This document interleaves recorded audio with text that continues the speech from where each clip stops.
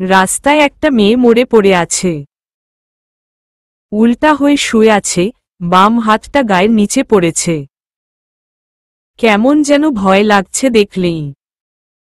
মেয়েটার সামনে লম্বা ঘন চুল বিস্তৃত হয়ে আছে। চুল দেখে সেটা মুখ নাকি পিঠ বোঝার উপায় নেই।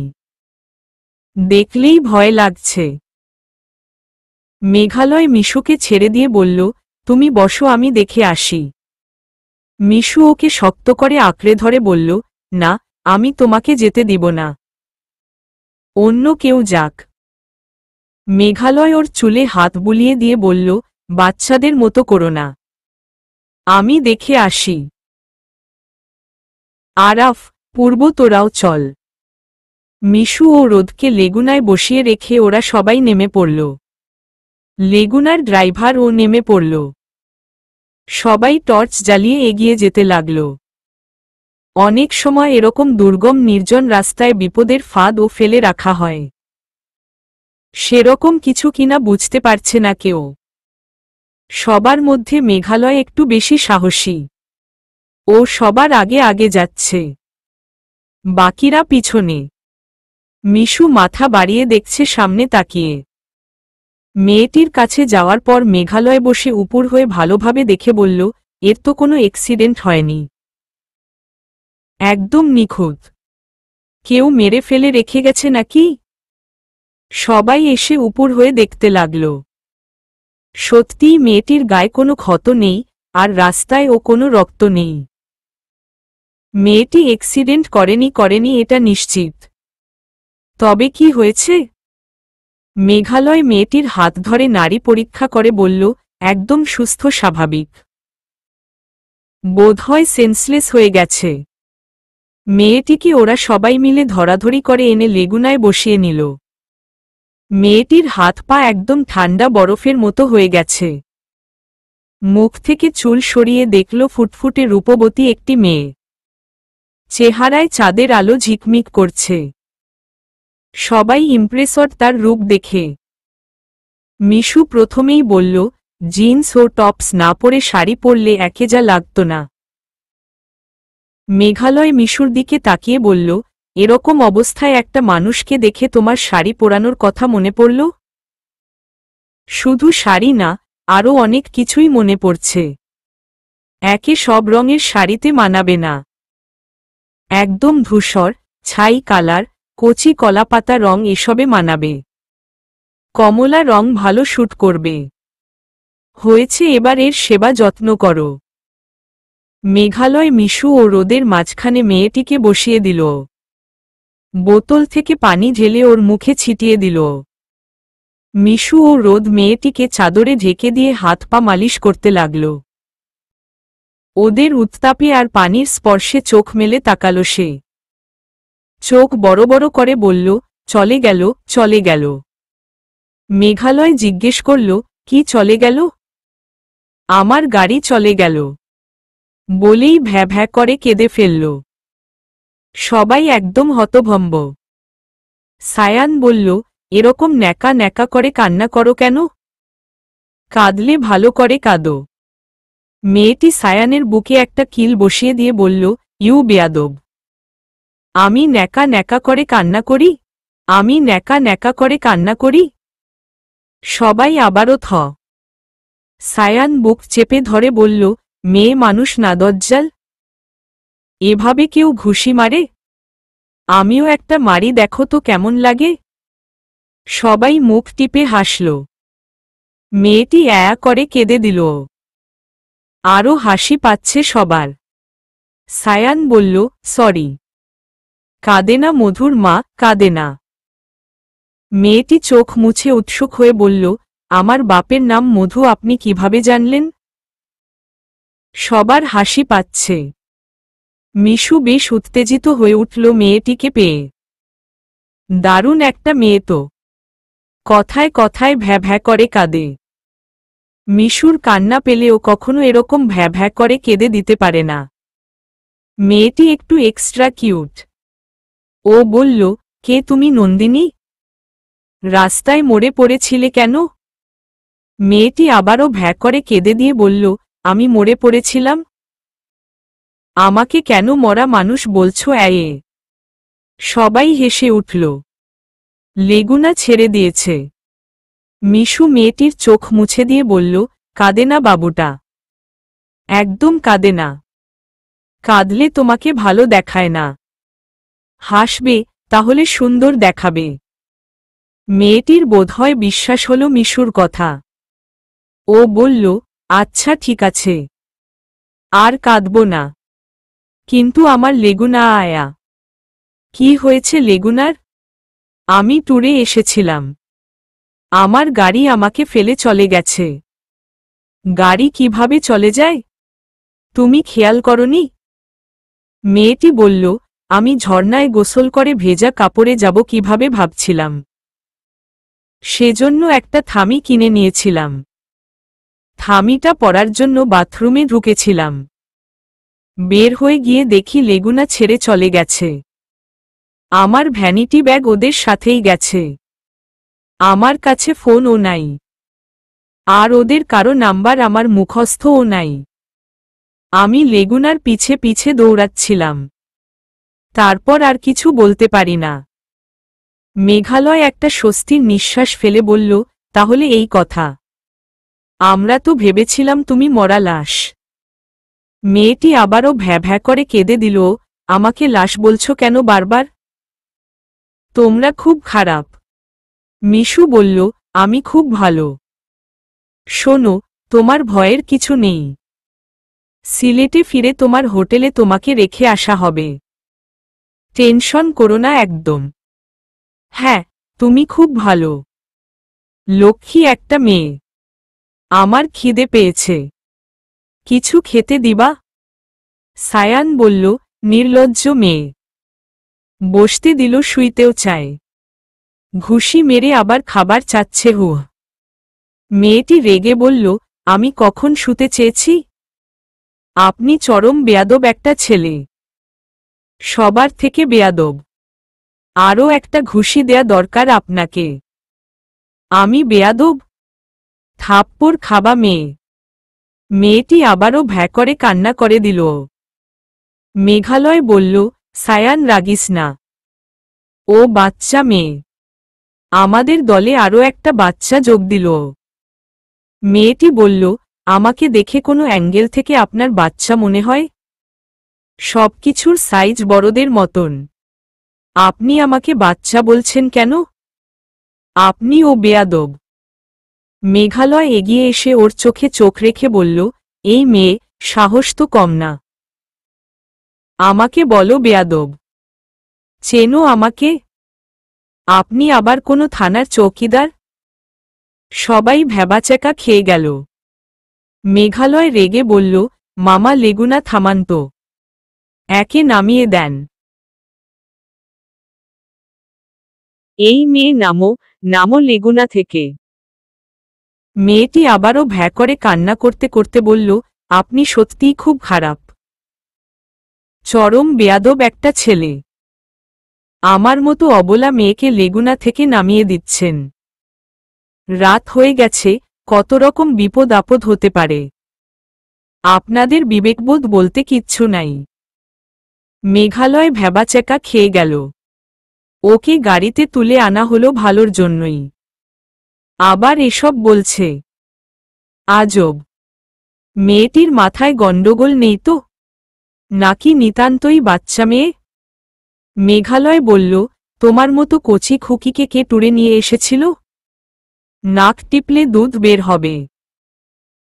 মেয়েটি রেগে বলল, আপনি শুধু বেয়াদবই নন, চরম মূর্খ।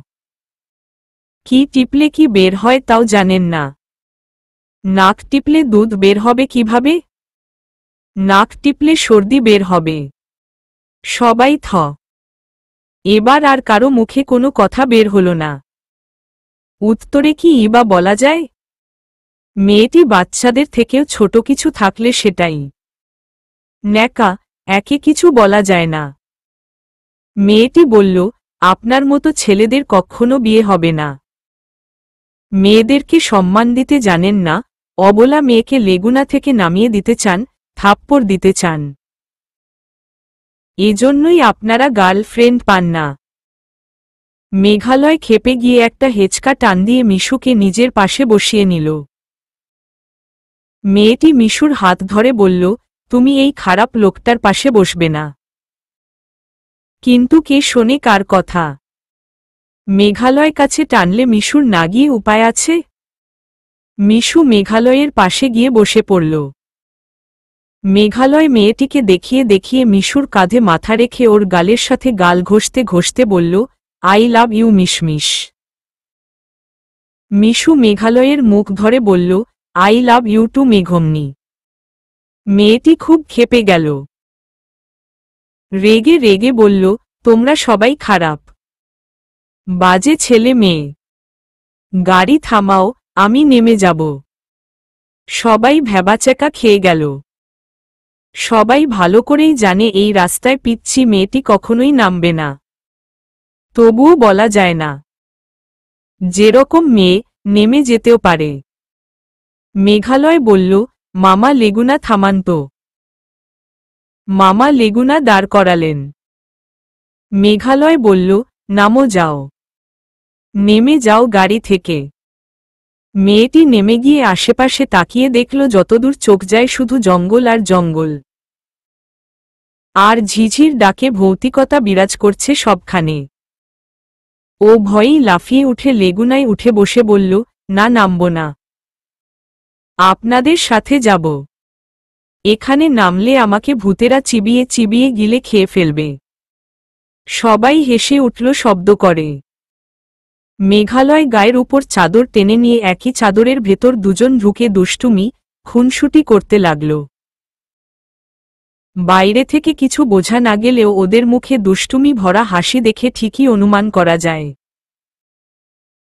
কেউ কিছু মনে করল না। সবাই নিজেদের মতন ফোন টেপাটিপিতে ব্যস্ত হয়ে পড়ল। মেয়েটি একাই একটা চাদর গায়ে দিয়ে মুখ গোমরা করে বসে আছে। বারবার তাকাচ্ছে মেঘালয় আর মিশুর দিকে। আর রীতিমতো ক্ষেপে যাচ্ছে। মেঘালয় মিশুর কানে কানে ফিসফিস করে নানান কথা বলে তারপর মিশুও ফিসফিস করে জবাব দেয়। মেয়েটি দেখতে দেখতে ক্ষেপে যাচ্ছিল। ওর একদম অসহ্য লাগছে মিশু ও মেঘালয়কে। মেয়েটি ক্ষেপে মিশুকে বলল, এই ছোট মেয়েটা, তুমি এত বেহায়া কেন? এভাবে বড়দের সামনে এরকম প্রেম করছো, লজ্জা করছে না? সবাই ভ্যাবাচ্যাকা খেয়ে হা করে তাকালো। মিশুও হতভম্ব।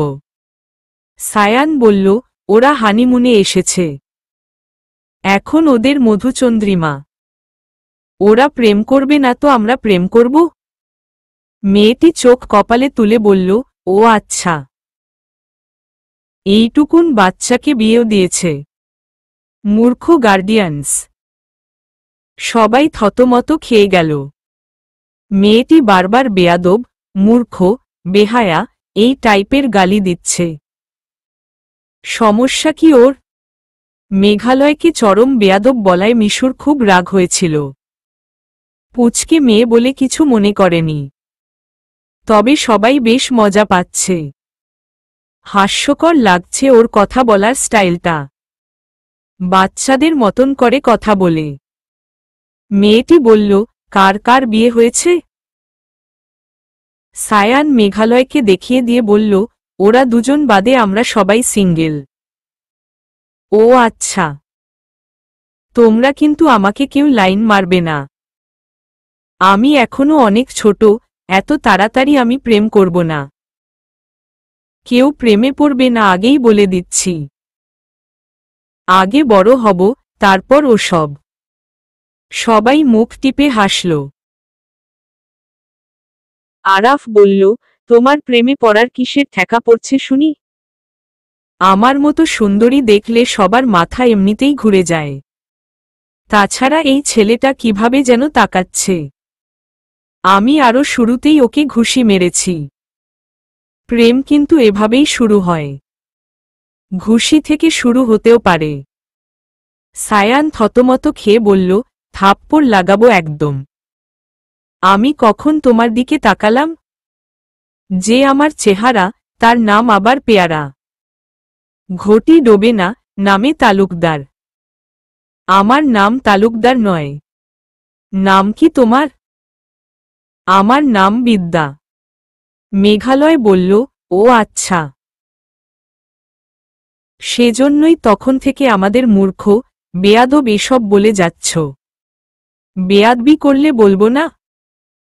আর হ্যাঁ, তুমি অত বড় একটা লোক এরকম বাচ্চা একটা মেয়েকে বিয়ে করেছ কেন? কচি কচি মেয়েদের খুব ভালো লাগে তাই না? আজকালকার ছেলেরা খুব খারাপ। কাকে বাচ্চা মনে হচ্ছে তোমার? আচ্ছা, কোনো ক্লাসে পড়ো তুমি? আমি ক্লাসে কেন পড়ব?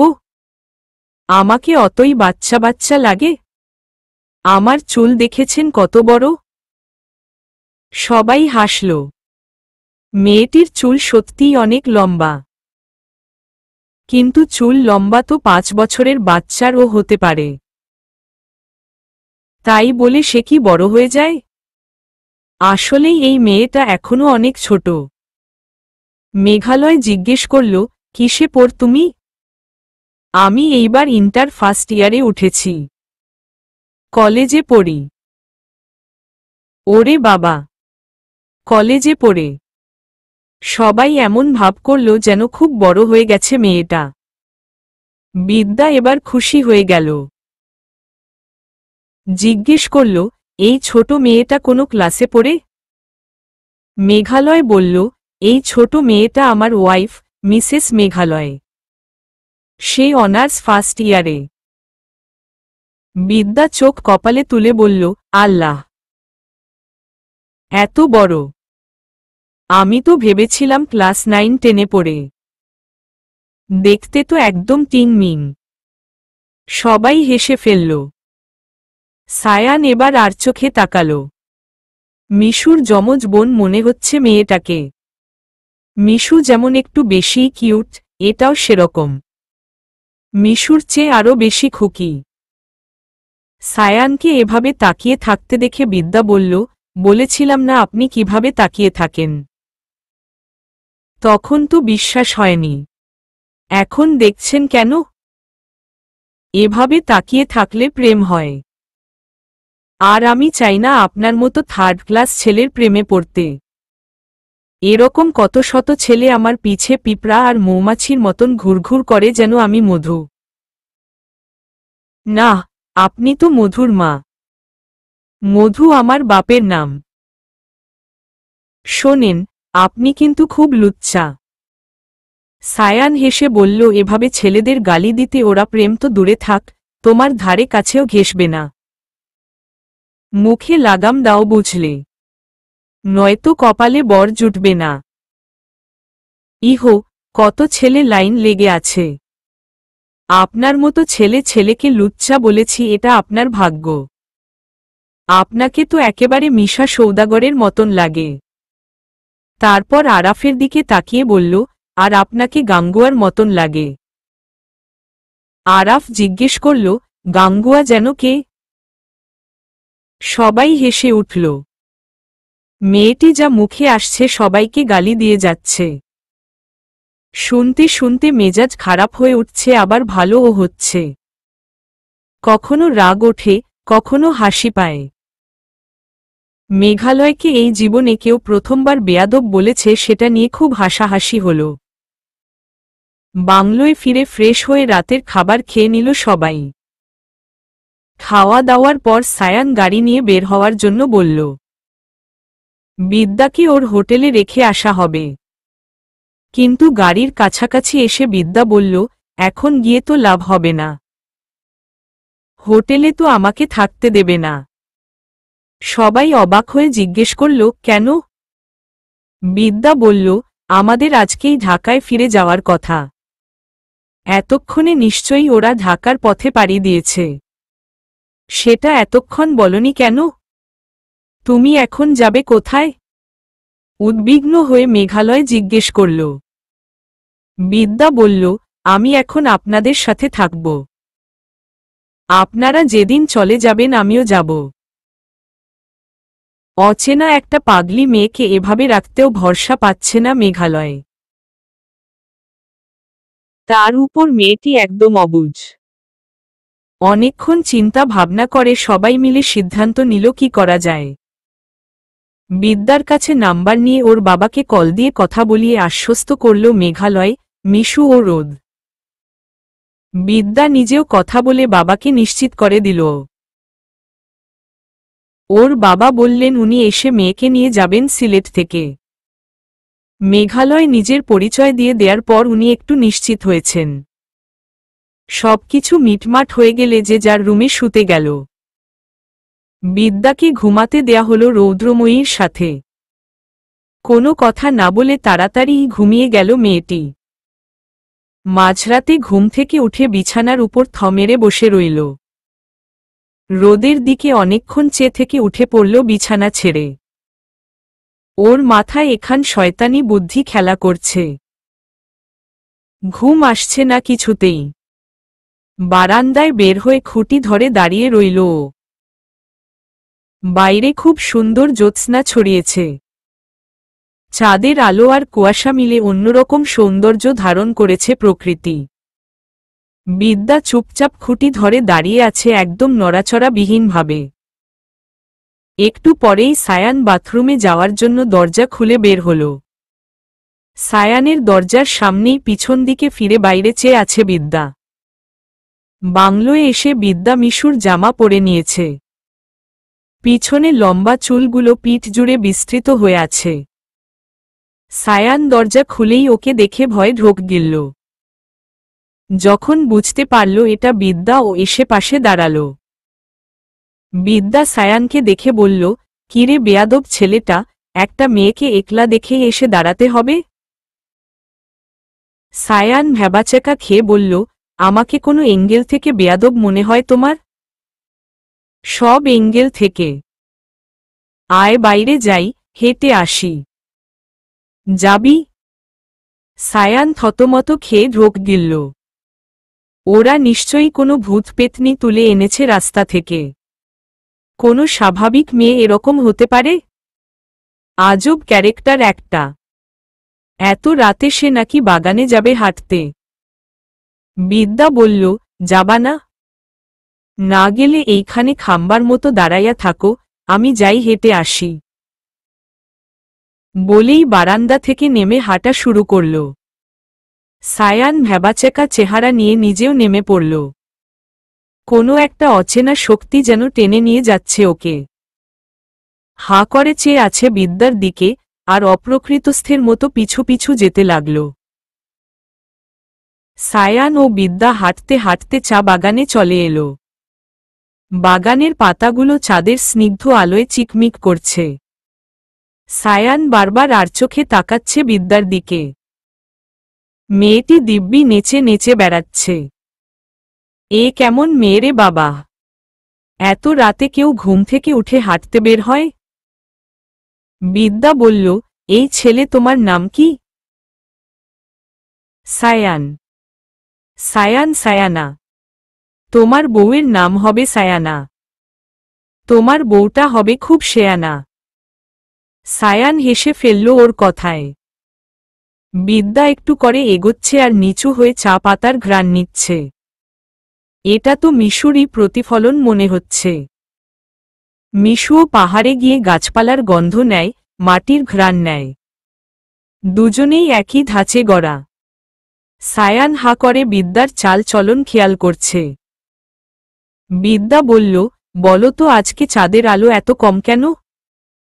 চাঁদের আলো বেশিই আছে। আজকে কুয়াশা পড়েছে বলে আলো কম মনে হচ্ছে।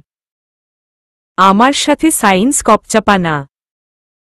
সাহিত্য কপচাও। বুঝলাম না। এর সাথে সায়েন্স আর সাহিত্যের কি সম্পর্ক? তুমি যেটা বললা সেটা সায়েন্টিফিক ব্যাখ্যা হয়ে গেল না? সাহিত্যের ভাষায় বলো, বিদ্যা আজ তোমার রূপের কাছে চাঁদের আলো ম্লান হয়ে গেছে। সায়ান হো হো করে হেসে উঠল। বিদ্যা ভ্রু কুঁচকে বলল, হাসছ কেন? ভুল বলেছি? না, বিদ্যা আজ তোমার রূপের কাছে চাঁদের আলো ম্লান হয়ে গেছে। এবার ঠিক আছে। এভাবেই প্রেম হয়। সায়ান আবারও হেসে উঠল। কুয়াশা পড়েছে দারুণ। মৃদু জ্যোৎস্নায় কুয়াশায় ভিজতে ভিজতে দুজনে চা বাগানের ভেতর দিয়ে হেঁটে বেড়াতে লাগল। সায়ানের ভয় হচ্ছে পোকা মাকড় নিয়ে, কিন্তু বিদ্যার এ নিয়ে কোনো ভয় নেই। সে দিব্যি গুনগুন করে গান গাইছে আর হাঁটছে। মেঘালয়ের হঠাৎ ঘুম ভাঙলে দেখল মিশুর শরীর জ্বরে পুড়ে যাচ্ছে। মিশু রীতিমতো কাঁপছে। ব্যস্ত হয়ে উঠে বসল মেঘালয়ে। মিশুর কপালে ও গলায় হাত দিয়ে জ্বর অনুভব করে দেখল। তারপর বিছানা থেকে নেমে লাগেজ খুলে থার্মোমিটার বের করল। মিশুর শিয়েরে বসে জ্বর মেপে দেখে চিন্তায় পড়ে গেল মেঘালয়ে। হুট করেই এত জ্বর এসে গেছে মেয়েটার। সন্ধ্যা থেকেই হয়তো জ্বর জ্বর লাগছিল, কিছু বলেনি তখন। ওর মুখটা শুকনা দেখাচ্ছিল। বিছানাকান্দি থেকে ভেজা গায়ে ফিরেছে, নৌকায় বাতাস লেগেছিল গায়ে। গোত্রাতেও ঝর্ণা স্নান করে ভেজা কাপড়ে ফিরেছে। এজন্যই হয়তো ঠান্ডা লেগে গেছে মেয়েটার। ও দ্রুত ব্যাগ থেকে ওষুধ বের করল। টুকটাক জ্বর, সর্দি, মাথা ব্যথার ওষুধ কোথাও গেলে সাথে নিয়ে যায় ও। এক গ্লাস পানি এনে মিশুকে একটু তুলে ধরে ওষুধ খাইয়ে দিল। মিশু ওকে আলগা করে জড়িয়ে ধরে বলল, আমার হাত পা ঝিমঝিম করছে মেঘ। ওষুধ খাইয়ে দিয়ে ওকে বিছানায় শুইয়ে দিল মেঘালয়ে। গায়ের উপর ভালোমতো কম্বল টেনে দিল। তারপর হাতে কিছুক্ষণ ম্যাসাজ করে দিয়ে বলল, ভালো লাগছে এখন? মিশু জ্বরের ঘোরে বলল, গাটা কেমন যেন করছে। ব্যথা করছে। পায়ে বেশি ব্যথা করছে। খুব ঝিমঝিম করছে। মেঘালয় ওর পায়ের কাছে বসে পায়ে হাত দিতেই মিশু বলল, বর কখনো বউয়ের পা টিপে দেয়? দিও না দিও না। মেঘালয় বলল, আমি ওসব নিয়ম মানি না। তুমি আমার কাছে জগতের সবচেয়ে মূল্যবান জিনিস, এটাই সবচেয়ে বড় কথা। মিশু আর কিছু বলল না। জ্বরের ঘোরে কিছু বলতেও পারছে না। ঘুমিয়ে পড়েছে বোধহয়। মেঘালয় বসে বসে ওর পা টিপে দিতে লাগল। পা দুটো সুন্দর করে টিপে দিচ্ছে আর মিশু আরামে ঘুমোচ্ছে। এভাবে কতক্ষণ কেটে গেল কে জানে। আবারও মিশুর ঘুম ভেঙে গেল। মেঘালয় এখনো ওর পায়ের কাছে বসে পা টিপছে। মিশুর অতটা খেয়াল ছিল না। ঘোরের মাঝেই ও পা ঝাড়া দিতেই মেঘালয়ের বুকে লাথি দিয়ে ফেলল। মেঘালয় আচমকা এরকম পরিস্থিতিতে পড়েও নিজেকে সামলে নিল। কিন্তু মিশু ওকে লাথি দিয়ে ফেলেছে বুঝতে পেরে ব্যস্ত হয়ে বিছানার উপর উঠে বসল। মেঘালয়ের বুকে খুব জোরে লেগেছে। ও বুকে হাত দিয়ে চেপে ধরে আছে। মিশু এগিয়ে গিয়ে ওর সামনে বসে দুহাতে মেঘালয়ের মুখটা ধরে বলল, আমি এটা কি করলাম? আমি বুঝতে পারিনি মেঘমনি। তুমি কি ব্যথা পেয়েছ? সরি মেঘ। মেঘালয়ের বুকে লাথিটা একটু জোরেই লেগেছে। তবুও ও ব্যাপারটা হজম করার চেষ্টা করল। মুখে হাসি ফুটিয়ে বলল, তুমি একটা পাগলি। এটা তো একটা অ্যাক্সিডেন্ট, আমি কিছু মনে করিনি। তুমি ব্যথা পাওনি? না রে পাগলিটা। ব্যথা পাইনি একটুও। সত্যি তো? সত্যি, একদম সত্যি। মিশু মেঘালয়কে জড়িয়ে ধরে ওর বুকে যে জায়গাটায় লাথি লেগেছিল সেখানে মাথা রেখে বলল, আমাকে মাফ করে দাও মেঘ। আমি বুঝতে পারিনি তুমি এখানে বসে আমার পা টিপস। আমার অতটা হুঁশ ছিল না। মেঘালয় মিশুকে সোজা করে শুইয়ে দিয়ে গায়ে কম্বল টেনে দিল। নিজে বসে রইল ওর মাথার কাছে। মিশুর মাথাটা ওর কোলের উপর নিয়ে বলল, ভুলে যাও এ ব্যাপারটা। ওটা জাস্ট একটা অ্যাক্সিডেন্ট। আর তুমি ইচ্ছেকৃতভাবে লাথি দিলেও আমি কখনো কিছু মনে করব না। তুমি পুরোটাই আমার। তোমার মাথাটা যদি আমার বুকে জায়গা পায়, পা কেন পাবে না? তুমি তো আমারই। মিশু কেঁদে ফেলল কথাটা শুনে। উঠে বসার চেষ্টা করল, কিন্তু মেঘালয় ওকে উঠতে দিল না। মিশু মেঘালয়ের একটা হাত বুকে চেপে ধরে বলতে লাগল, এত ভালো কেন তুমি? এত সুন্দর করে কিভাবে ভাবো? আমি বারবার আঘাত করে ফেলি তোমায়। আমি খুব খারাপ একটা মেয়ে। একদম এই কথা বলবা না।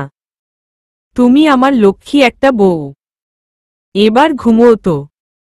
শরীর কেমন লাগছে এখন? ভালো। জ্বর একটুও কমেনি। তুমি ঘুমোও তো মিশু।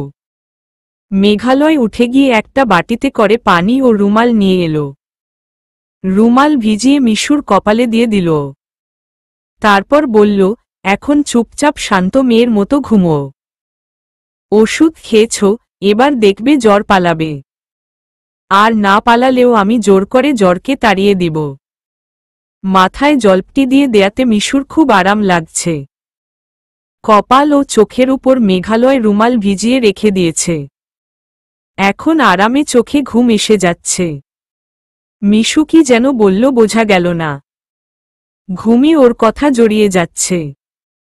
মেঘালয় বারবার রুমাল ভিজিয়ে জলপটি দিয়ে দিচ্ছে। মিশু ঘুমের ঘোরে বলল, আমার শরীরে শুধু তোমার প্রেমের বীজ থাকবে, কোনো অসুখ বিসুখের বীজ তুমি থাকতেই দেবে না। তুমি খুব। শেষে কি বলল বোঝা গেল না। কথা জড়িয়ে যাচ্ছে। ঘুমিয়ে পড়েছে মিশু। মেঘালয় হাসল। পাগলি একটা মেয়ে। বুকের যে জায়গাটায় মিশু লাথি দিয়েছে সেখানে হাত রেখে মনেমনে বলল, শরীরে কত আঘাত দিতে পারিস দে। কখনো বুকের ভেতরে আঘাত দিস না মিশু। আমি তোকে খুব বেশি ভালোবাসি।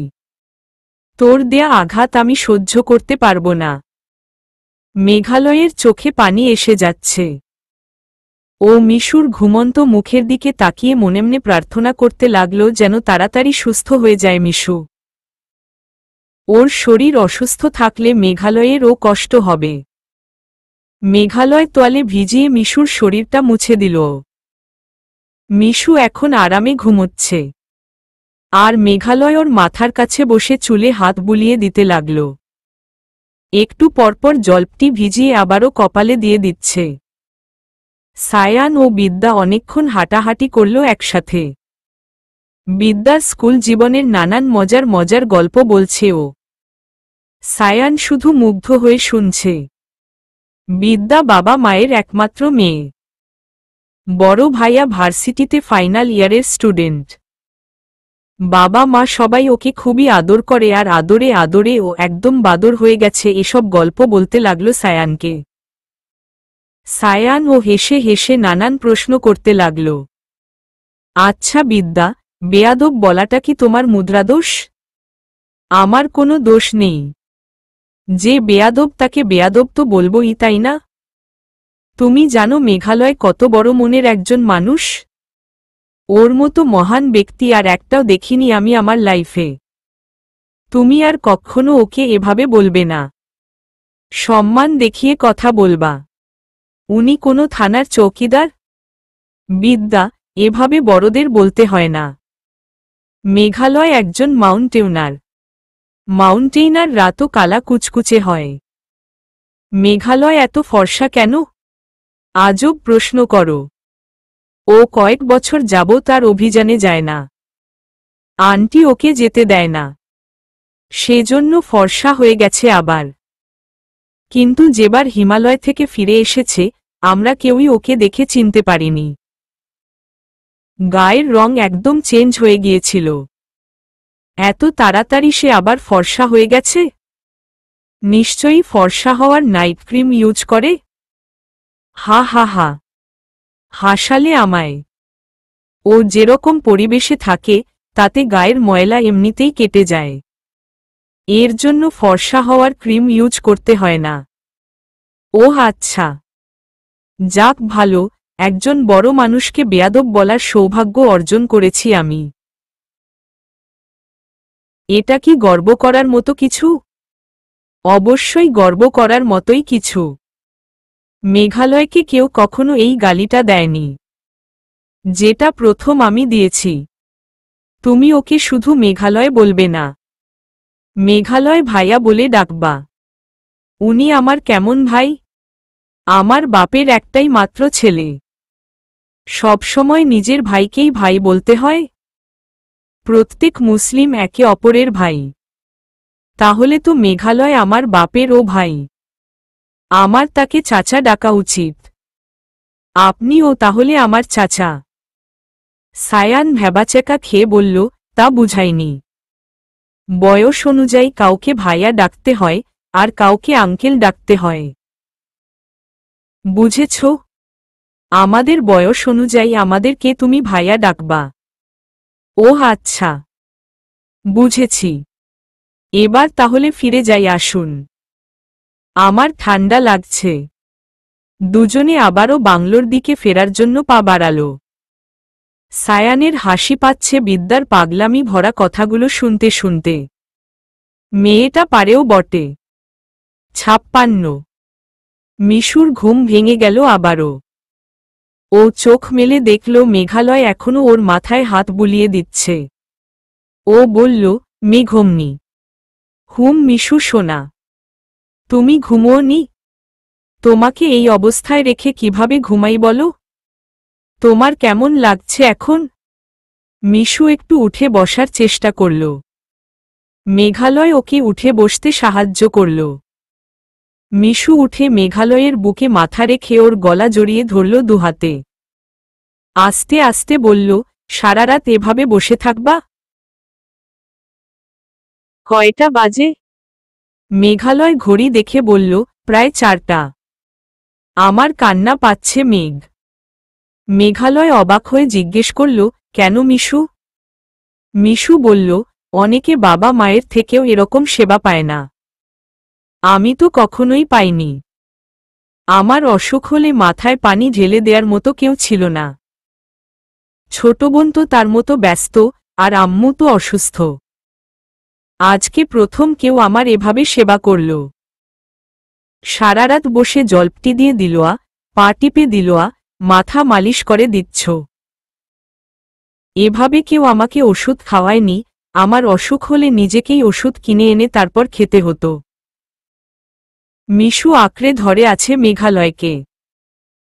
মেঘালয় বলল, তোমার সেবা করতে পেরে নিজেকে খুব ভাগ্যবান মনে হচ্ছে মিশু। আমি তোমাকে যত ভালোবাসি তত কম মনে হয়। এত ভালোবাসো কেন মেঘ? তোমাকে ধাক্কা দিয়ে ফেলে দিয়েছি, মাথায় আঘাত পেয়েছ। আজকে আবার বুকে লাথি দিয়েছি। সেদিন ট্রেনে কতগুলা হিংস্র আচর দিয়েছি। কত আঘাত দেই আমি তোমাকে, অথচ তুমি আমাকে কত ভালোবাসো। মেঘালয় মিশুর চুলে হাত বুলিয়ে দিয়ে বলল, ভালোবাসলে বাসার মতোই বাসব, যেন আমার প্রিয় মানুষ তার লাইফে আর কারো ভালোবাসার প্রয়োজন না পড়ে। আমি কি তোমার এতটা ভালোবাসা পাওয়ার যোগ্য? মেঘালয় মিশুকে বুকে জড়িয়ে ধরে বলল, যোগ্যতা আমি বুঝি না। আল্লাহ তোমাকে পাইয়ে দিয়েছেন, এতে তার কাছে লাখ লাখ শুকরিয়া। আমি সুখী তোমাকে পেয়ে, এটাই সবচেয়ে বড়। তোমাকে আমার পাশে মানাচ্ছে কিনা সেটা আমার দেখার বিষয় না। মিশুর চোখে পানি এসে গেল। মেঘালয় বুঝতে পেরে ওর চোখ মুছে দিয়ে বলল, আমার শুধু একটাই চাওয়া তোমার কাছে, সব সময় আমার পাশে থেকো। কখনো যদি একটু আড়াল হও, আমি পাগল হয়ে যাব। মিশুর সুখে মরে যেতে ইচ্ছে করছে। এত ভালোবাসা পেয়েও কি কখনো আড়াল হওয়া যায়? জীবনটাই তো উৎসর্গ করা যায় এই মানুষটার জন্য। অজান্তেই লাথি দিয়ে ফেলাটা খুব অপরাধ হয়ে গেছে। মিশুর খুব খারাপ লাগছে সেজন্য। কথাটা আরেকবার বলতেই মেঘালয় বলল, আমি ভুলেই গেছি ব্যাপারটা। তুমি এখনো সেটা ভেবে কষ্ট পাচ্ছ? সরি মেঘমনি। একদম মন খারাপ করে থাকবা না। তোমার অসুখ তাড়াতাড়ি সেরে যাক। তুমি আমার শরীর থেকে সমস্ত বিষ শুষে নাও না। মেঘালয় শিউরে উঠল মিশুর কথায়। পুরো শরীর ঝাঁকুনি দিয়ে উঠল ওর। গায়ের লোম দাঁড়িয়ে গেল। চোখ বেয়ে টপটপ করে জল পড়তে লাগল। অজান্তেই মেঘালয় এই পাগলিটাকে কতটা ভালোবেসে ফেলেছে সেটা কি ও বোঝে? কখনো কি বুঝবে মেঘালয় ওকে কতটা ভালোবাসে? ওর মুখে হাসি ফোটাতে, ওকে একটু আনন্দ দিতে সবকিছু করতে রাজি ও। মিশু কি জানে সে কথা? মিশু মেঘালয়ের কলার টেনে ধরে বলল, তোমাকে ছাড়া আমি অপূর্ণ মেঘালয়। আমাকে পূর্ণ করে দিয়েছ তুমি। মিশুর জ্বর কমে যাচ্ছে আস্তে আস্তে। ভোর হতে শুরু করেছে। দুটো সুখী মানুষ একে অপরকে বুকে জড়িয়ে কাঁদছে, এ তো সুখের কান্না। বেলা বাড়তে বাড়তে মিশুর জ্বর কমে এলো।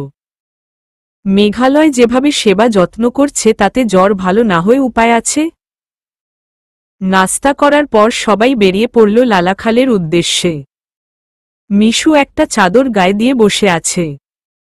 আজকে ওদের মধ্যে বিদ্যাই সবচেয়ে বেশি বকবক করছে।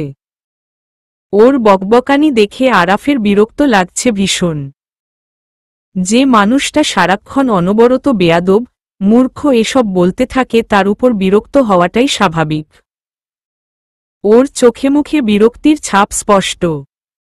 আজ রাতেই ঢাকায় ফিরবে ওরা। সবাই মিলে একসাথে গাড়িতে যাওয়া কষ্টকর হয়ে যায়, সেজন্য মেঘালয় বাসার ড্রাইভারকে ফোন দিয়ে সিলেটে চলে আসতে বলল। মিশু আজকে বাসে যেতে চাচ্ছে। ড্রাইভার এসে গাড়ি নিয়ে যাবে আর ওরা বাসেই যাবে ঠিক করে ফেলল। আরও একটা দিন থেকে যেত, কিন্তু মিশুর শরীর ভালো নয় আর মেঘালয়ের কনসার্ট থাকায় আজকেই যাওয়ার সিদ্ধান্ত নেওয়া হল। লালাখালে গিয়ে নৌকায় করে পুরোটা ঘুরে এলো ওরা।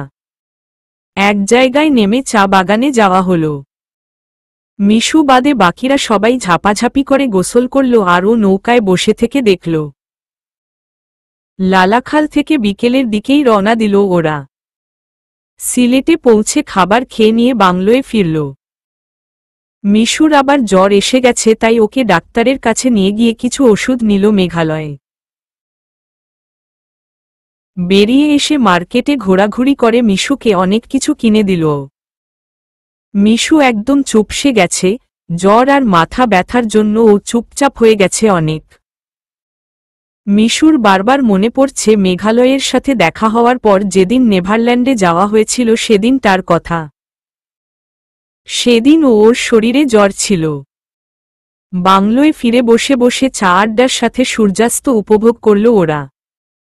সন্ধ্যার পর আজকেও কাঠখড়িতে আগুন লাগিয়ে দিয়ে বসে গল্প করা হল। কিন্তু আজকের আড্ডা বেশি জমল না। মিশুকে ছাড়া সবকিছু কেমন যেন নিরামিষ লাগে। কোথাও যেন এতটুকু আনন্দও নেই। আগের দিনগুলোতে যেমন আনন্দ হয়েছিল আজকে সেরকম হচ্ছে না। মিশুর অসুস্থতার প্রভাব সবার মাঝেই পড়েছে। ঢাকায় ফিরেই একজন ভালো ডাক্তার দেখাতে হবে ওকে। নিশ্চয়ই অন্য রোগের উপসর্গ এটা। রাতে খাওয়া দাওয়ার পর মিশুর মাথায় তেল মালিশ করে চুল বেঁধে দিল মেঘালয়। ওকে এখন খুব আনমনা দেখাচ্ছে। মেঘালয় যত্ন করে ওর গা মুছে দিল, গায়ে লোশন মেখে জামাকাপড় পরিয়ে দিল, হালকা সাজগোজও করিয়ে দিল। মিশু শুধু মুগ্ধ হয়ে দেখছে একটা মানুষের ভালোবাসার ধরন আরও কত রকমের হতে পারে। বাসে মিশু ও মেঘালয় একসাথে বসল। পূর্ব ও রোদ একসাথে বসেছে। বিদ্যার সাথে সায়ান ছাড়া আর কারোরই ভাব হয়নি, তাই বিদ্যাকে সায়ানের পাশেই বসিয়ে দেয়া হয়েছে। আরাফ একাই বসে হেডফোনে গান শুনতে লাগল। পুরোটা রাস্তা মিশু মেঘালয়ের কাঁধে মাথা রেখে ঘুমাল। মেঘালয় ওর মাথায় হাত বুলিয়ে দিতে লাগল। মিশু যতক্ষণ ঘুমিয়েছে মেঘালয় ওর মাথাটা নিজের কাঁধে নিয়ে মাথা টিপে দিয়েছে ওর। মাঝপথে গাড়ি থামলে মেঘালয় মিশুকে রীতিমতো কোলে নেয়ার মতো দুহাতে তুলে ধরে বাস থেকে নামাল। হাত ধরে বাথরুমে নিয়ে যাওয়ার সময় লোকজন হা করে দেখছিল। রেস্টুরেন্টে পুরুষ ও মহিলাদের জন্য আলাদা বাথরুম।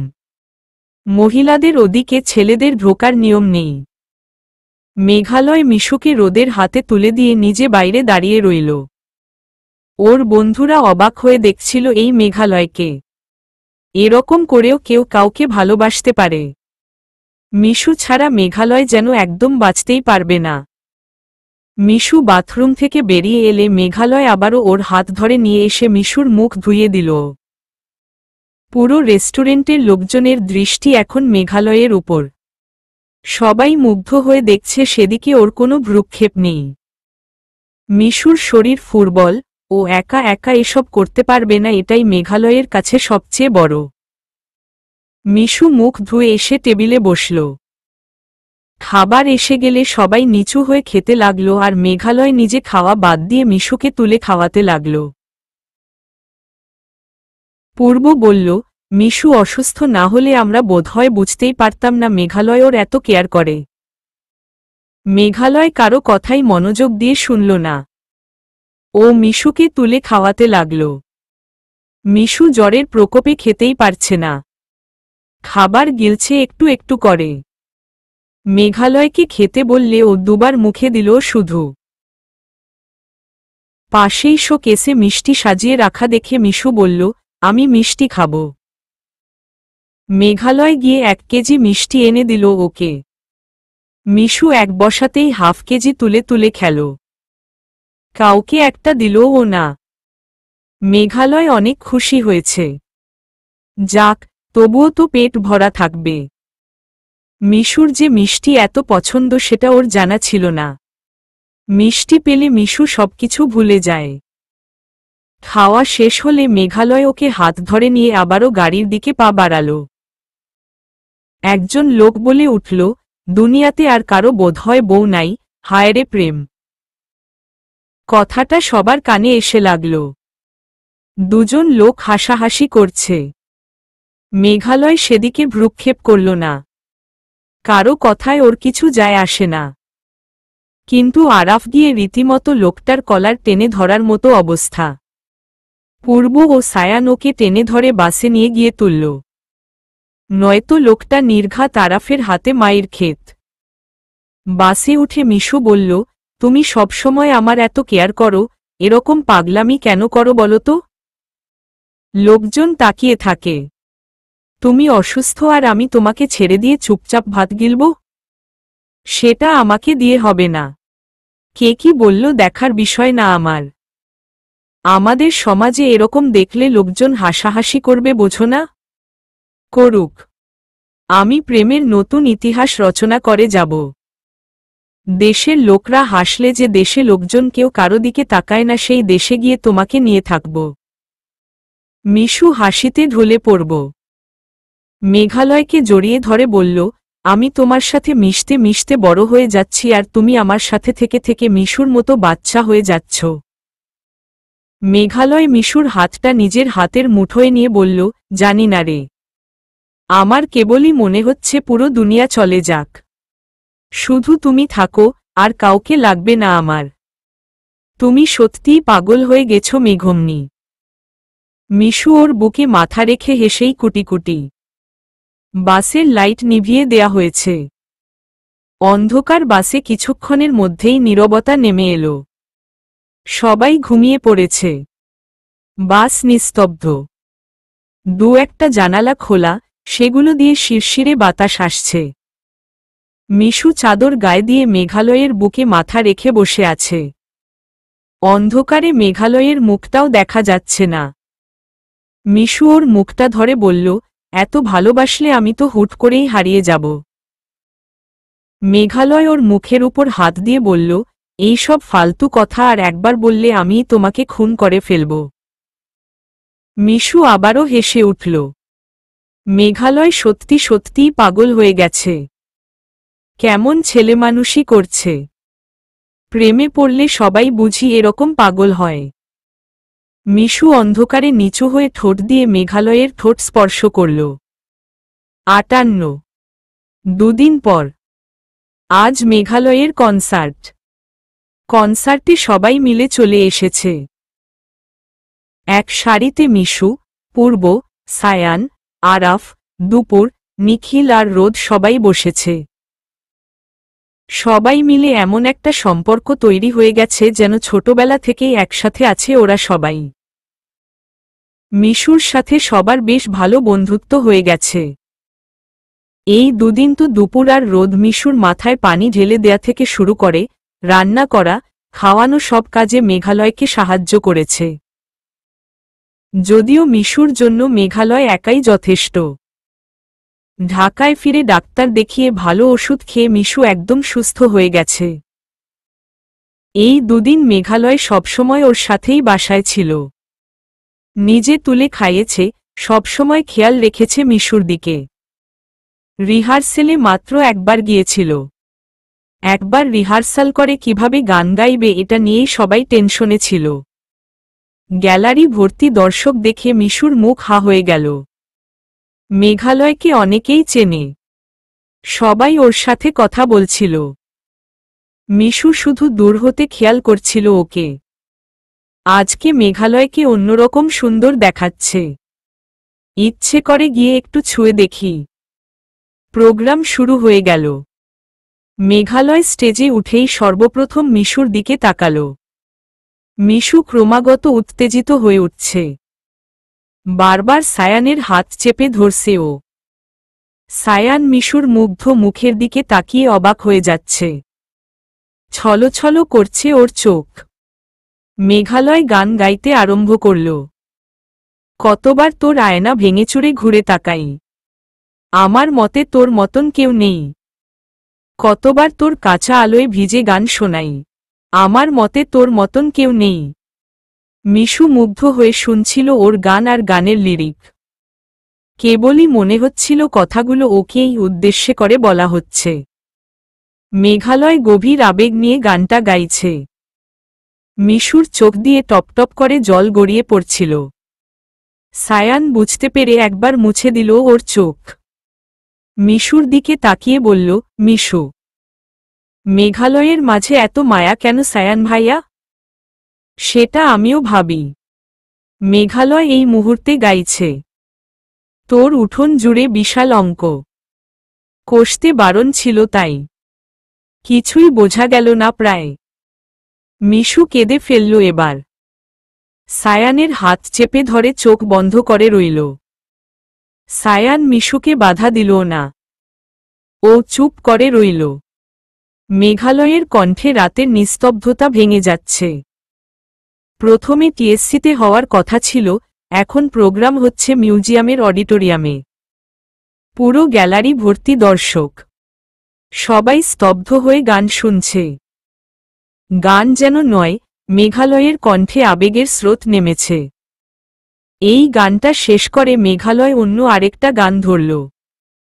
এবার উকিল মুন্সির আমার গায়ে যত দুঃখ সয় গানটা আরম্ভ করল। কিন্তু ওর গানের রাগরাগিনীর টান শুনে ভেতরটা কেঁপে যাওয়ার মতো অবস্থা হল। বারি সিদ্দিকী যেভাবে রাগিনীতে সুর দিয়েছেন, মেঘালয় ও ঠিক সেভাবে দম বন্ধ করে টান দিল। শুনে কেমন যেন বিষণ্ণতা ছেয়ে যায় ভেতরে। গানটা শেষ করার পর মিশু চোখ মেলে খেয়াল করে দেখল মেঘালয়ের চোখে জল। মিশুর ইচ্ছে করছিল ছুটে গিয়ে মেঘালয়ের পাশে বসে ওর চোখ মুছে দিতে। শান্ত হয়েও বসে থাকার চেষ্টা করেও পারল না। সায়ানের বাহু চেপে ধরে রইল শক্ত করে। এরপর আরও দুটো গান গাইল মেঘালয়। কিন্তু আশ্চর্যের বিষয় প্রত্যেকটা গানই আলাদা রকমের। একই কণ্ঠে 4 রকমের গানে সুর দিয়ে গ্যালারি মাতিয়ে তুলল। শেষের গানে, তোর চাঁদে যাওয়া হলো না, তোর ফর্সা হওয়া হলো না গানটা বেশ জমে উঠল। মেঘালয় নেমে আসার পর ছেলে মেয়েরা ওর সাথে গিয়ে ছবি তুলতে লাগল। মেঘালয় 2 মিনিট ছবিতে পোজ দিয়েই হাঁফিয়ে উঠল। এসব সেলিব্রিটি টাইপের কাজকর্ম ওকে দিয়ে হবে না, ওকে দিয়ে শুধু ভালোবাসা বাসিই হবে। দ্রুত হলো থেকে বেরিয়ে সায়ানকে ফোন দিয়ে বলল মিশুকে নিয়ে বাইরে বের হতে। মিশু বাইরে আসতেই করিডোরে মেঘালয়কে দেখতে পেল। মেঘালয় ওর হাত ধরে ওকে নিয়ে একটা গ্যালারিতে ঢুকে গেল। সবাই প্রোগ্রামে গান শুনতে ব্যস্ত। মেঘালয় মিশুর চোখ মুছে দিয়ে বলল, কাঁদছিলে কেন তুমি? মিশু বলল, তোমাকে ওরকম ফর্মালভাবে দেখে আমার বুকের ভেতরটা কেমন কেমন যেন করছিল। মেঘালয় আচমকা জড়িয়ে ধরল মিশুকে। মিশুও শক্ত করে হাতের বাঁধনে ওকে ধরে ফেলল। ছেড়ে দেয়ার পর আশেপাশে তাকিয়ে মিশু বলল, ভাগ্যি সেখানে কেউ নেই। তুমি এমন পাগল কেন বলো তো? যদি কেউ দেখে ফেলত তাহলে তো নির্ঘাত মিডিয়ায় চলে যেত, আর সোশ্যাল মিডিয়ায় মাতামাতি শুরু হয়ে যেত। মেঘালয় বলল, আমি আর কখনো গান গাইব না, কখনো কিচ্ছু করব না। লোকজন যেন আমাকে না চেনে। আমি সাধারণ একটা মানুষ হয়ে বাঁচতে চাই। মিশু অবাক হয়ে বলল, কিন্তু কেন? আমি তোমাকে ছেড়ে একটা মুহূর্ত থাকতে পারি না। যখন তখন তোমার সাথে কথা বলতে পারবো না, দেখতে পারবো না, উঠে পারবো না। লোকজন সেলিব্রিটির কাতারে ঢুকে দিয়ে সেসব নিয়ে মজা নেবে। সেলিব্রিটিরা স্বাধীনভাবে প্রেমও করতে পারে না। আমি চাই না এই সুনাম, যশ। আমার চাই না কিচ্ছু। মিশু হেসে ফেলল। মেঘালয় সত্যিই পাগল হয়ে গেছে। ও হাসতে হাসতে বলল, এরকম বললে কি হবে? আমি তো চাই তুমি অনেক বড় হও। হুশ, আমার লাগবে না ওসব। আমি তোমাকে নিয়েই থাকতে চাই, আর কিচ্ছু চাই না। আল্লাহ! এই প্রখর আত্মমর্যাদা বোধ সম্পন্ন মেঘালয়ের একই হাল। সে প্রেমে পড়ে পুরাই পাগল হয়ে গেছে। তার মাথা গেছে। মেঘালয় মিশুকে কাছে টেনে নিয়ে বলল, আমি প্রেমের নতুন ইতিহাস রচনা করে যাব বলেছি না? রোমিও জুলিয়েটের মতন আমাদের প্রেম কাহিনী লোকে জানবে। যাও, অত লাগবে না। তুমি এখন পাগলামি ছাড়ো। এমন সময় একজন লোক এদিকে আসায় মেঘালয় মিশুকে ছেড়ে ছিটকে সরে দাঁড়াল। লোকটি কাছে এসে বলল, আরে মেঘালয় না? তারপর ভ্রু কুঁচকে মিশুর দিকে তাকাল। মেঘালয়ের সাথে দুটো কথা বলেই লোকটি চলে গেল। মিশু বলল, এখানে আবার সিসি ক্যামেরা লাগানো নেই তো? থাকলে থাকবে। আমার বউকে আমি যখন খুশি ভালোবাসব। কার কি? মিশু হো হো করে হেসে উঠল। মেঘমনি, শীঘ্রই আমাকে পাগলের ডাক্তারি শিখতে হবে মনে হচ্ছে। হু, তুমি আমার মিসির আলী। তুমি একটা করে ডোজ দিলেই হবে। মিশু হাসতে হাসতে বলল, আমি মিসির আলী? হা হা হা। মেঘালয়ের ইচ্ছে করছে মিশুকে জড়িয়ে ধরে ইচ্ছেমতো আদর করে দিতে, কিন্তু পারছে না কিছু করতে। ওর মাথা গরম হয়ে উঠেছে। রাগ হচ্ছে কোনো অজানা কারণে। মিশুর হাত ধরে ওকে নিয়ে বাইরে বেরিয়ে এলো। বের হওয়ার সময় মিশুর হাত ছেড়ে দিয়ে ওর পাশে হাঁটতে লাগল। ব্যাগ নিচে রেখে যেতে হয়েছিল। মিশু ব্যাগ নিচ্ছিল আর মেঘালয় দাঁড়িয়ে থেকে রাগে ফুঁসছিল। সেখানে বসে থাকা গার্ডরা মেঘালয়কে কিছু জিজ্ঞেস করতেই ও রেগে রেগে উত্তর দিচ্ছিল। মিশু বুঝতে পারছে না মেঘালয়ের এত রাগ কোত্থেকে আসলো। বাইরে বের হয়ে রাস্তায় চলে এলো সোজা। মিশু ওর পাশে দাঁড়িয়ে আছে অথচ ওর হাত ধরতে পারছে না ভেবে মেঘালয় রাগে লাল হয়ে গেল। মিশু শুধু হো হো করে হাসছে। একটু আগে স্টেজে ফরমাল ড্রেসে গান গাওয়া মেঘালয় আর এই মেঘালয়ের মাঝে আকাশ পাতাল তফাত। ওই মেঘালয় একজন আর্টিস্ট, আর এই মেঘালয় একজন প্রেমিক। মিশু হাসছে আর ওর পাশে হাঁটছে। মেঘালয় হাইওয়ের পাশে দাঁড়িয়ে ফোনে কথা বলার পর বলল, শালার ড্রাইভার এখন মোহাম্মদপুরে। মিশু হাসতে হাসতে বলল, তোমার হয়েছে কি হঠাৎ বলো তো? এরকম পাগলামি কেন করছো? আমাকে পাগলা কুত্তা কামড়িয়েছে। হা হা হা। জলাতঙ্ক হয়েছে? না, আমার রোগের নাম মিশুয়াশক্তি। মানুষের যেমন মাদকাসক্তি হয়, আমি সেরকম মিশু আসক্ত হয়ে পড়েছি। আমার এখন নেশাদ্রব্য লাগবে। যারা নেশাখোর, তারা নেশাদ্রব্য না পেলে এরকম পাগল হয়ে ওঠে। মিশু আবারও হেসে উঠল। মেঘালয়কে চিনতে ওর সত্যিই খুব কষ্ট হচ্ছে। মেঘালয় মাথায় হাত দিয়ে আশেপাশে তাকাচ্ছে।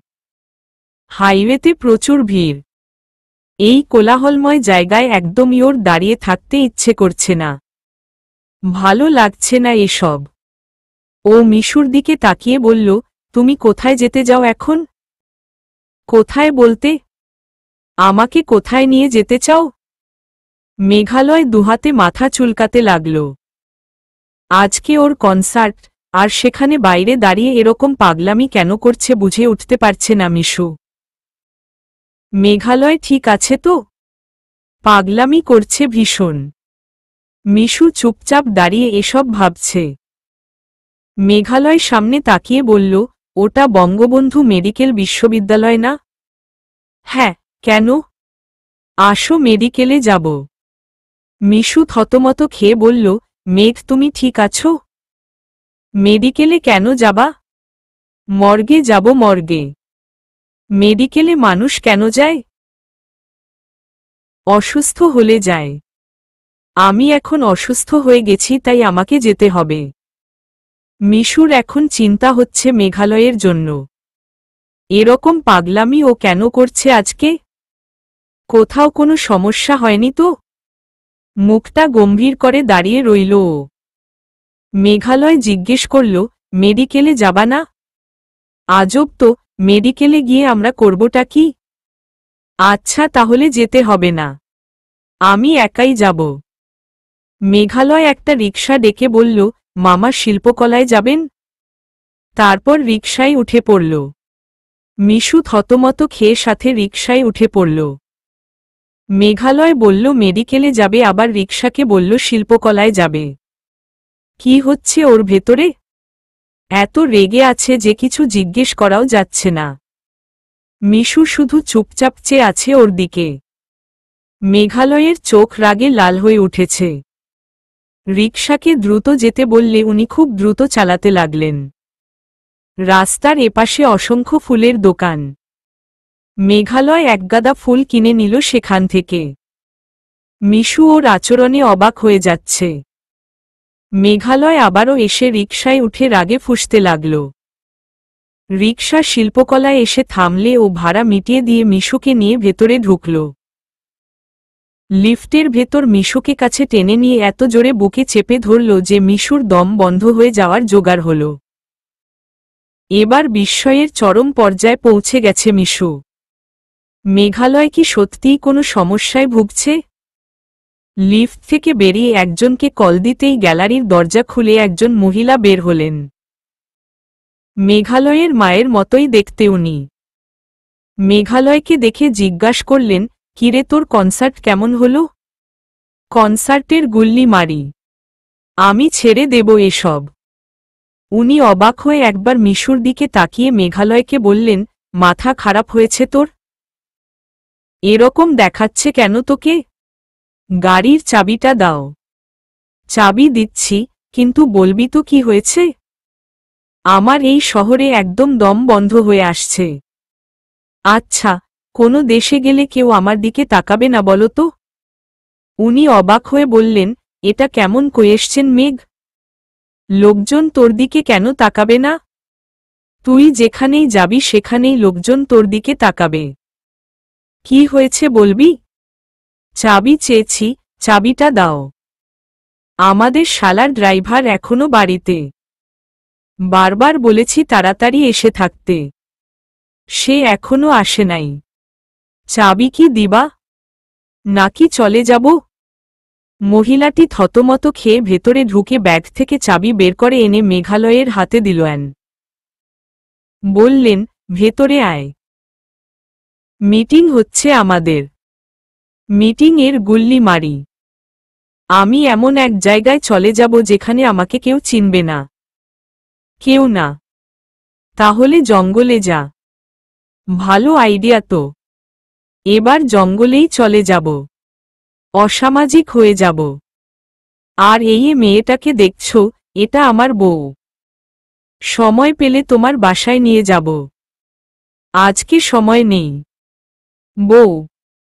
হ্যাঁ, আমার জিন্দেগি ওলট পালট করে দিয়েছে মেয়েটা। ওর ভয়েস খুব মিষ্টি। তুমি ওকে গান শেখাবা?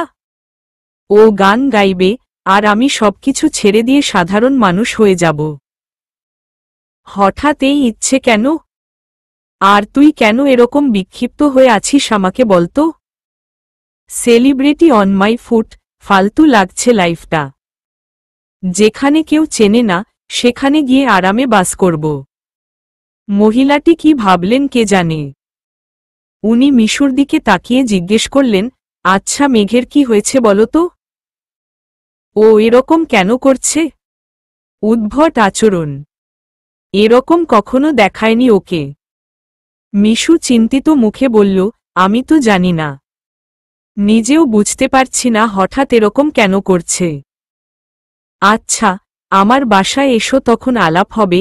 মেঘালয় রেগে গেলে ভয়ঙ্কর হয়ে যায়। ওকে রাগিও না। মিশু ঘাড় বাঁকিয়ে আচ্ছা বলল। মেঘালয় সেখান থেকে চলে এলো। মিশু থতমত খেয়ে চলে এলো ওর পিছু পিছু। মেঘালয় বলল, উনি আমার মেজ খালামনি। মিশু কোনো শব্দ করল না। মেজ খালামনি খুব ভালো মনের আর মিশুক মানুষ, সেটা ওনার কথা শুনেই বোঝা গেছে। কিন্তু মেঘালয় হঠাৎ এরকম আচরণ করছে যে মাথা এলোমেলো হয়ে যাচ্ছে মিশুর। মেজ খালামনির সাথে একটু ভালোমতো দেখা করিয়ে দিলেও পারত। খুব দ্রুত গাড়ি চালালো মেঘালয়। গাড়িতে একটাও কথা বলল না মিশুর সাথে। মিশুও কিছু জিজ্ঞেস করল না, শুধু হা হয়ে দেখছিল মেঘালয়ের অদ্ভুত রূপটাকে। বাসায় ফিরে গাড়ি থেকে নেমে কোলে করে মিশুকে রুমে নিয়ে এলো। মিশু চোখ বড় বড় করে মেঘালয়কে দেখছে। ওকে বিছানায় জোরে ছুঁড়ে ফেলে দিয়েই দুহাতে মিশুর গলা টিপে ধরে বলল, আজকে তোকে আমি খুন করে ফেলব। এত জোরে গলা টিপে ধরায় মিশুর জিভ বেরিয়ে এলো। মেঘালয় কি সাইকো হয়ে গেল হঠাৎ করে? এরকম কেন করছে বুঝে আসছে না কিছুতেই। দুহাতে গায়ের জোরে মিশুর গলার টিপে ধরেছে যে আরেকটু হলে মরেই যাবে মিশু। মিশু দুহাত দিয়ে মেঘালয়ের হাত ছাড়ানোর চেষ্টা করল। মেঘালয় নিজে থেকেই হাত ছেড়ে দিয়ে হাঁফাতে লাগল। মিশুর গলায় এত জোরে টিপে ধরেছিল যে দাগ হয়ে গেছে। মিশু নিজের গলায় হাত রেখে জোরে জোরে শ্বাস নিতে লাগল। মেঘালয় মিশুকে এক হাতে বুকে টেনে নিয়ে আরেক হাতে ওর গলায় হাত বুলিয়ে দিল। মুখটা করুণ করে বলল, ইস, দাগ বসে গেছে। খুব ব্যথা পেয়েছ তাই না? মিশু অবাক হয়ে গেছে একদম। গলা টিপে ধরে মেরে ফেলার চেষ্টা করে, আবার জিজ্ঞেস করছে ব্যথা পেয়েছে কিনা। এ কেমন আচরণ? মেঘালয় মিশুর গলায় ঠোঁট রেখে গভীরভাবে চুমু দিল। অনেকক্ষণ ওকে বুকে চেপে ধরে থাকার পর ছেড়ে দিয়ে মেঘালয় একটু শান্ত হল। কিন্তু ওর চোখে মুখে এখনো রাগ। মিশুর চোখে পানি এসে গেছে। ও জিজ্ঞেস করল, কি হয়েছে তোমার মেঘ? আমাকে কেন মেরে ফেলতে চাইছ? মেঘালয় মিশুর হাত ধরে বলল, তুমি কেন সায়ানের হাত ধরে বসেছিলে? সায়ান কেন তোমার গাল ছুঁয়ে দিল? মিশু একটু বেশিই অবাক হল। মেঘালয়কে সত্যিই চিনতে পারছে না ও। সায়ান ওর সবচেয়ে ভালো বন্ধু।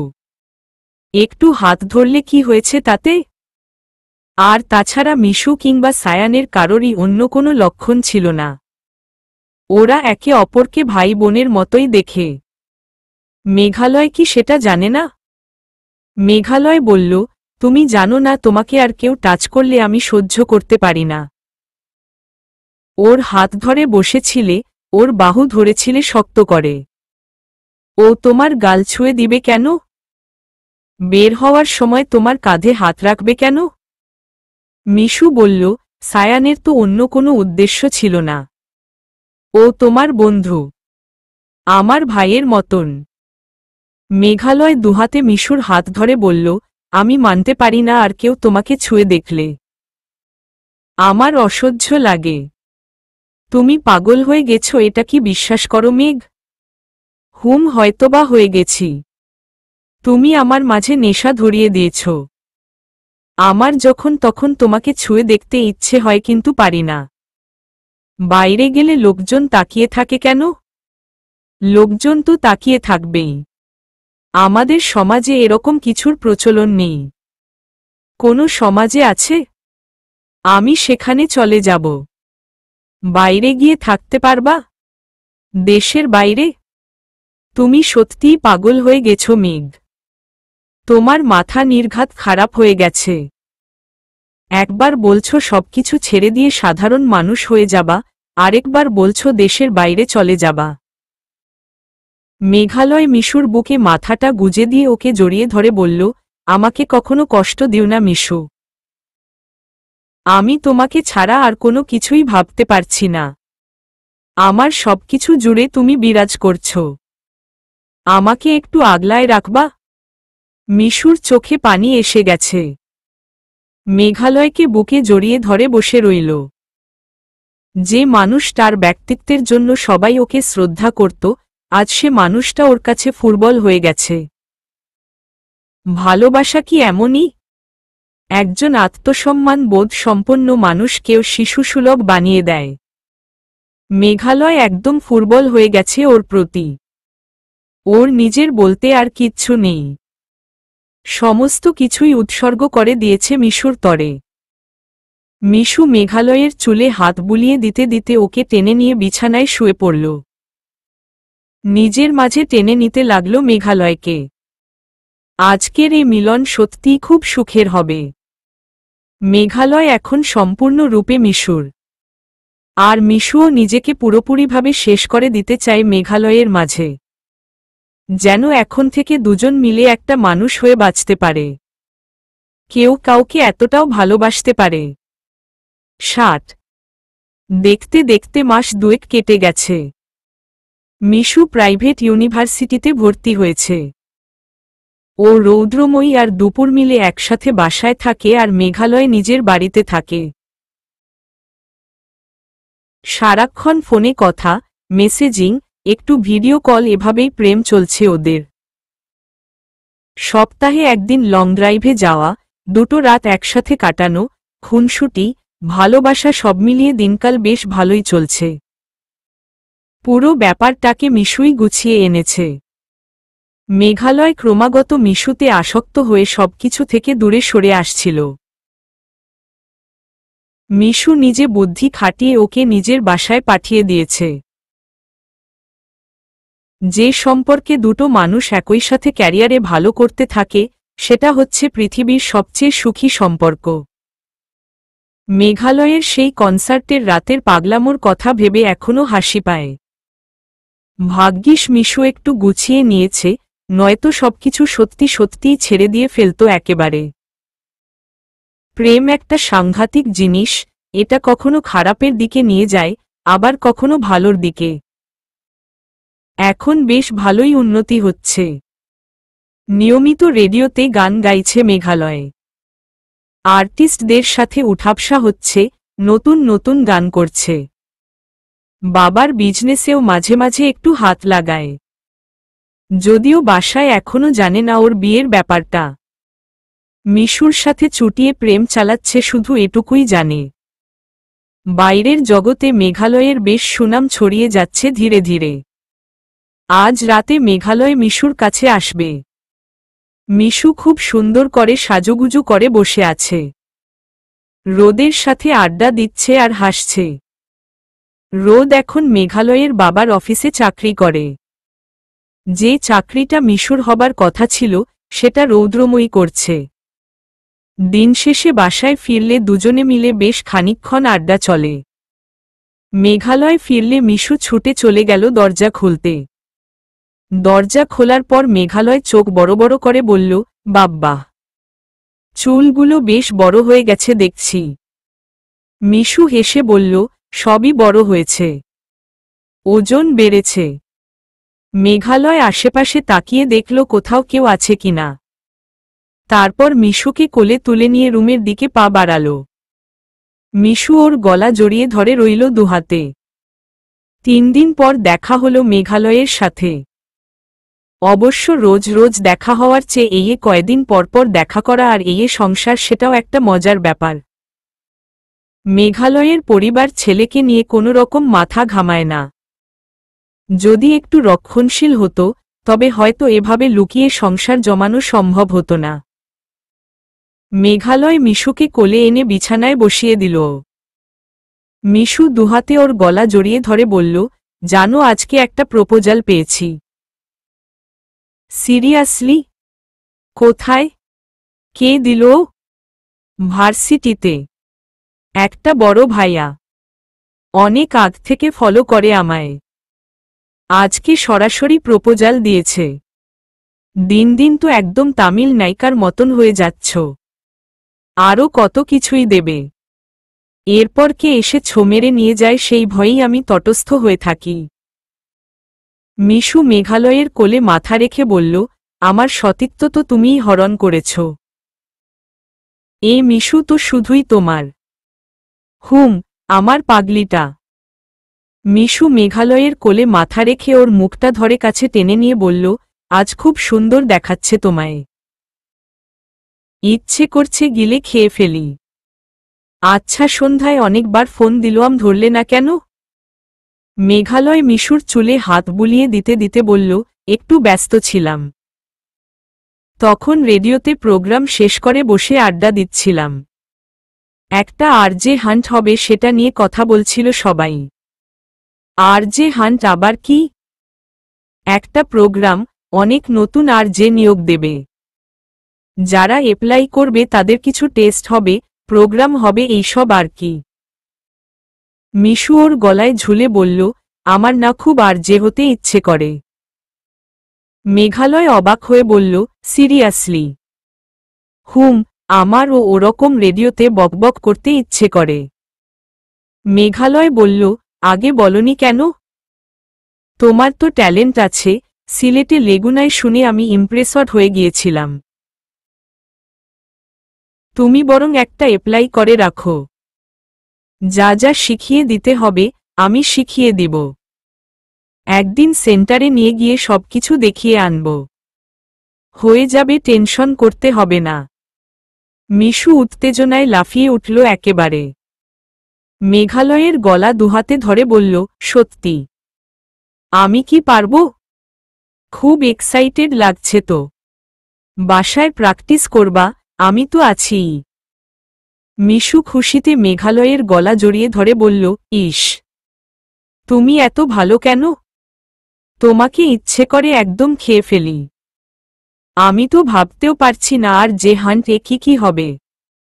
আমি পারব কি না, কি সব টেস্ট ফেস্ট হবে। উফ, তবুও এক্সাইটেড লাগছে। যদি হয়ে যাই কত মজা হবে বলতো। মেঘালয় হেসে বলল, তখন তোমার প্রোগ্রামে গিয়ে আমি গান গাইব।